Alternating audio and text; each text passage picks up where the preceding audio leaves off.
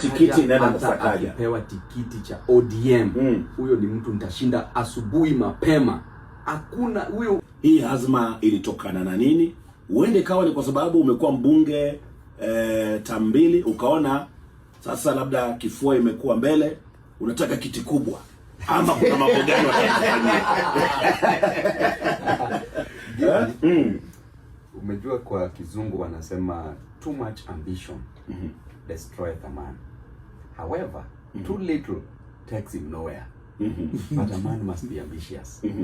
For the past 2 years, nimekuwa ranked the best member of parliament in Kenya. Governor wa Nairobi, the number bottom 10 in performance rating kwa ugavana.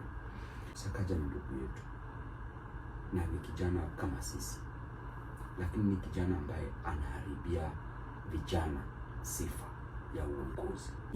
County government of Nairobi, hata madaktari na medics hawalipwi, hawana morali ya kazi. Ukienda hapo kwa hizi hospitali hakuna madawa. Ukienda pale Ghost unapewa Piriton, umeze ulale usahau ugonjwa yako. Nairobi imefail. President mwenyewe juzi alisema Nairobi imefail, anaform a task force ili wajaribu kuresuscitate Nairobi. Sasa kwa sababu ya hiyo nimeona hakuna uongozi hapa. Ni ujuzi gani utaleta kusimamia county kubwa kama ya Nairobi? Niko na degrees 5. Hiyo is not enough ujuzi. Kidero alitoka Mumias na ujuzi yake. Alifanyia wana Nairobi kazi au kuona kazi na hiyo ujuzi yote. Sakaja alikuwa senator na nominated MP. Hakukuwa na ujuzi, si ni kweli? Mimi nimekuwa na ujuzi ya kurun the University of Nairobi. Mimi kama babu, ile yenye nilishapewa kidogo katika Embakasi Mashariki, ndio tatumia kama management skills. Na kwa hiyo management nimemanage bursary, nimemanage CDF funds, mpaka nikakuwa put the best member of parliament in Kenya. What other skills do you need?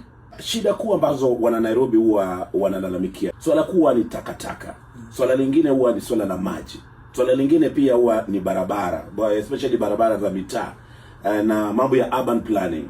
Wewe kama mgombeaji ambaye anataka kuwa governor wa Nairobi, practically bila maneno mengi, utaweza kutatua hizi shida namna gani? What will you do? Wewe kama governor uko na on source revenue na uko na the national government budget. Bajeti ya Nairobi ni 43 billion Kenya shillings.